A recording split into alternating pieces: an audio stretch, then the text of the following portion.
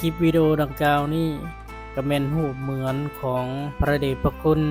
องค์พระยอดแก้วยท่านใหญ่มหางอนดำรงบุตรประธานองค์การพุทธศาสนาสัมพันธ์แห่งสปป.ลาวองค์ที่5ที่ได้ประดิษฐานไว้อยู่วัดใหญ่สัญภูมินครไกรสอนพระวิหารแข็งสรเขตหอดังกล่าวนี้ก็คือหออัฐิของเพิ่นที่ได้นำมาจากเวียงจันทน์ได้มาประดิษฐานไว้อยู่ที่หอดังกล่าวนี้ก็เป็นอีกอันหนึ่งที่พระมหาเถระที่ให้ความเคารพนับไหวให้ความสักการะบูชาเคารพนับถือศิษยานุศิษย์ทุกสารทิศบ่ว่าชาวพุทธ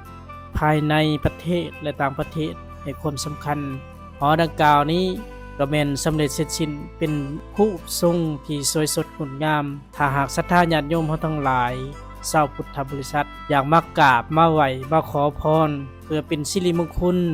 ให้แก่ครอบครัวและชีวิตและอินทรีย์ของทานเพื่อเป็นการเจริญงอกงามในหน้าที่การงานในศีลในธรรมถ้าว่าศรัทธาญาติโยมมีโอกาสมีเวลา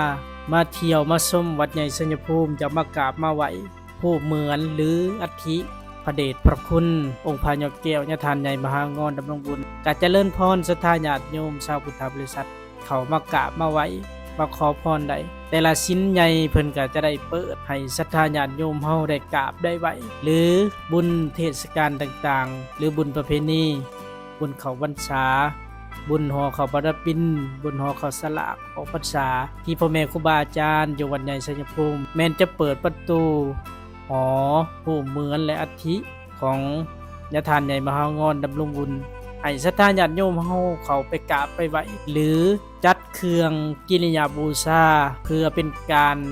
บูชาดอกไม้ธูปเทียนดอกไม้ทั้งหลายบูชาด้วยกิริยาบูชาของหอมฉะนั้นศรัทธาญาติโยมเห็นคลิปวิดีโอดังกล่าวนี้ถ้าหากท่านใดเห็นแล้วมีโอกาสมีเวลาไปกราบไปไหว้ของเพิ่นก็เจริญพรได้ศรัทธาญาติโยมเพื่อเป็นการระลึกถึงคุณงามความดีที่พ่อแม่ครูบาอาจารย์เพิ่นได้เสียสละชีวิตทุ่มเททั้งกายและจิตใจเพื่อพุทธศาสนาและประเทศชาติบ้านเมืองให้เจริญงอกงามจนถึงปัจจุบันนี้กศิษย์สานุศิษย์ชาวพุทธบริษัททั้งหลายถ้าเห็นคลิปวิดีโอดังกล่าวนี้ก็ขอให้กดไลค์กดแชร์และก็กดติดตามเพื่อเป็นการบอกกล่าวข่าวบุญให้บรรดาศรัทธาญาติโยมอยากขาบอยากไว้และนึกถึงคุณงามความดีของเพิ่นกะเจริญพรได้ศรัทธาญาติโยม